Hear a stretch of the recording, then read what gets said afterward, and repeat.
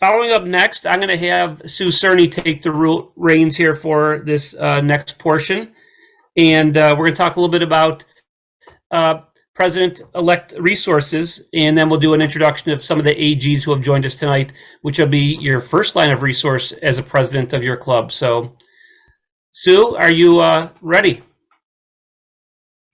Yes, I am. I'm sharing my screen. Can everyone see my screen? We got it. Thank you so much, Sue.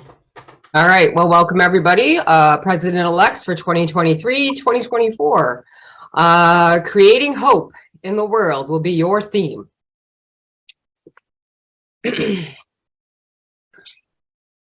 Just a little bit about me. I joined Rotary in 2018, Rotary Club of the Buffalo Niagara Medical Campus. From there, I answered a call from then District Governor Reg Madison. Reg was looking for a PETS co-chair, so I joined Al Lutchen in 2018 and 2019 to chair the PETS committee. I then served as district trainer from 2019 to 2022, and now I am serving as your AG for Area 10 from 2022 to 2025.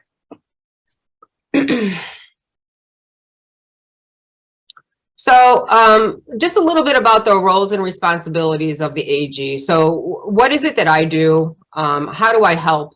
AGs are the liaisons between the clubs and the district. We are here to support you, to mentor you. We're here to help provide communications, new information from Rotary International, the district, and other resources. And we are here to assist you guys in setting your goals, finding solutions to challenges, and resolving any conflicts.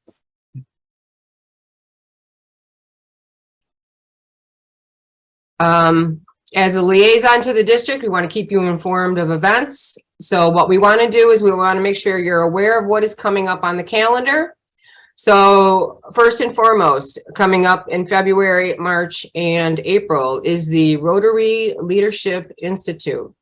So we encourage you as president-elects and presidents to encourage your members and your board members to attend Rotary Leadership Institute. You learn about the vast world of Rotary here. This is where many new members of Rotary actually become Rotarians. There's a depth and breadth of knowledge here that we share with you through these trainings. And it's through some of people who go through these trainings are some of the people who will then step up into committee roles, into being committee chairs, and eventually into roles in the district. So it helps us with succession planning for your committees and your leadership chain. And it also helps with the district in getting people to commit to district roles and district leadership roles. The next is the Rotary Web Talks, and Scott has talked a little bit about this. Rotary Web Talks is a quick 1 hour once a month on a specific topic. And not only do we invite you to attend, but we invite you, if you have specific information, if you have a topic that you can facilitate and you'd like to share your knowledge, we'd welcome you sharing your knowledge with your fellow Rotarians. So let us know about that. Also coming up is the district conference. And I'm going to pause here for a second. I know the district conference is going to be a week-long event. It's going to be in both countries. It's going to be both virtual and in person. And Scott, I'm going to call on you for a moment to say a few words about the district conference. Well, Sue, in this year, it'll be held in April. And we're going to be doing a number of things. It's starting off with our district assembly or district council meeting. And then beyond that, there's going to be some in-person events that will be taking place, hands-on things. And then at the end of the week, we're going to culminate the district conference with our Great Lakes watershed cleanup. So there'll be a lot of different events going on both sides of the border. There'll be an opportunity to get together with your fellow Rotarians and have some fellowship. And there'll be a chance for you to do some hands-on community service projects. So it's going to be a lot of fun. So be on the lookout for some more information. There's going to be a lot of advertising and promotion coming up about the district conference. Hope to see everybody there. Great. Thank you very much, Scott. Following the district conference then will be the district/club training assembly. And this is usually a full day event where we talk about the roles and responsibilities at the club level and at the district level. So this is where you come to learn about being the secretary or the treasurer or the foundation chair. And there's some other soft skills we throw in there as well. So we want you to encourage your members, your board members, your members to attend the district/club training assembly to learn about these roles and responsibilities if they are interested in participating in a committee, possibly chairing a committee, and maybe even moving up into the district roles in some of the district committees. So we definitely want you to encourage your members to attend the district conference, the District Club Training Assembly, which happens generally in May. We want your participation in Rotary Web Talks, and we would love as many people as possible that you could send to Rotary Leadership Institute. The registration for RLI is up on the website, so we're hoping to see your club members there February, March, and April. Also, in order to be successful, you need to understand what your members want and you need to deliver that to them. So how do we do that? We ask our members, we engage them in conversation. We might do a survey, but as Marcel talked about this model of the flip triangle, it is the members, then the board, and then the president. So we definitely want to have our members engaged. We want to know what they want to do, and we want to be able to implement those ideas going forward.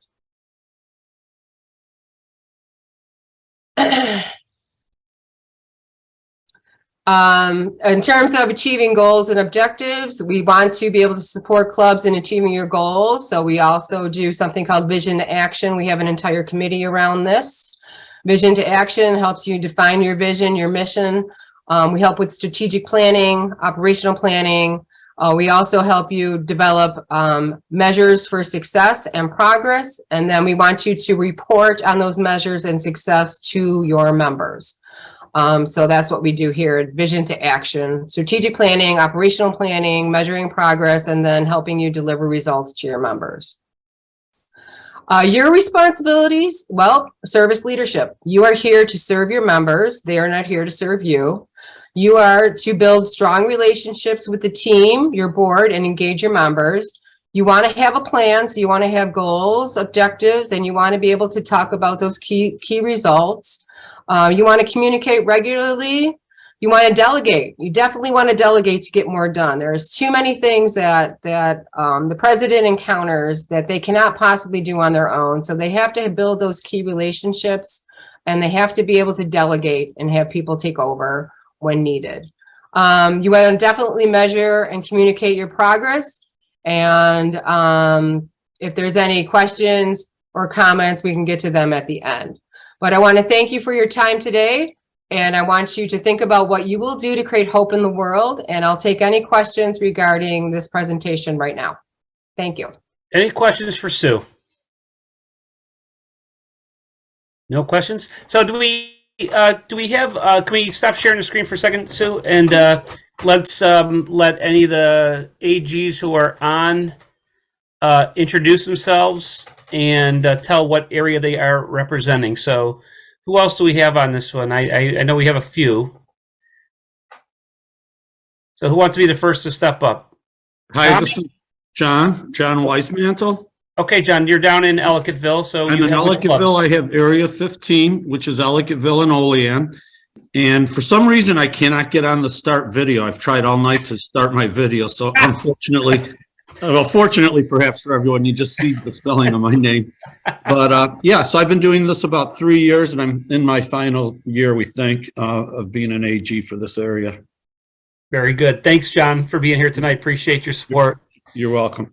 Who else we got there? We got, who's from area 13? Who's that? It's me. So Hey. for 6 more months, going by Avery. My real name is Lisa Avery, but not to get confused with the governor. I just go by Avery for the final 6 months of my 3-year term as AG. And I'm in the south towns of Buffalo, New York. So Hamburg Sunrise, East Aurora, Orchard Park, and West Seneca. Thank you very much. And who else we got here tonight? Paul, you're an AG, correct? Yep. So I have Area 4, which is Hamilton. So Hamilton AM, Hamilton After 5, which is Tonic, and Hamilton, Stony Creek. Perfect. Any other AGs on here? Ross, are you on here as well? Don't forget Tommy. Oh, Yeah. Oh, I overshot Tommy before. Tommy, go ahead. Okay, well, I guess Which one? Well, we got we'll two go with Tommies. We got both We'll go Tommies. with Lee Tommy. I'm Tommy Gerbasi. I'm in the proudly binational Area 8, which encompasses Fort Erie, Grand Island, Lewiston, Niagara on the Lake, Niagara Falls, New York, as opposed to the two Niagara Falls, Ontario clubs, and Niagara County Central. We're an interesting group. We've been together for a long time. The three clubs I mentioned, Fort Erie, Lewiston, Niagara on the Lake, and Grand Island, have been quote unquote sister clubs for more than 30 years. And we're a tight-knit kind of group. We're all small and we're all kind of feisty. So we're an interesting group. Now, your vaudeville partner, the other Tommy, the taller one, the taller, good-looking one. Yeah, I'm Tommy Vegge. I'm actually a member of the Rotary Club of St. Catherine's, as mentioned earlier. I'll take care of the Area 6, which includes Niagara on the Lake, St. Catherine's South, and St. Catherine's Lakeshore. So these four clubs, and I have a little experience from Finland and Estonia, so that came along when we moved here like a year ago. Thank you. Any other AGs on the call? I'm not sure if there is. Scott, it's Ross Gowan here. There you I'm go, the Ross. Hey, coordinator Ross. of the AGs, and I think you did get all of those who are on the call today. I was an AG about 5 years ago, and but now my role is to coordinate the 18 AGs that we have, which includes 2 from our Rotaract clubs. And it's quite a job because we've got some pretty high-powered AGs involved, and so it keeps me hopping to try and keep everybody organized. But everybody's got their own job to do, and their job primarily is to work with each of their clubs and to help them solve problems and so on. And so we meet as a team of AGs, I guess 5 times throughout the year, and we deal with various topics when we do get together. Hey, Ross, That's all. give me a little idea what the biggest benefit a club can get from having a good relationship with their AG. Wow. Well, I'm not sure there's any one in particular biggest benefit, but I would say that your AG really is your go-to person to get information from other clubs and from the district as well. So it really is important that the president-elects and the presidents attend the meetings that the AGs hold, and the AGs should be holding meetings 4 or 5 times a year.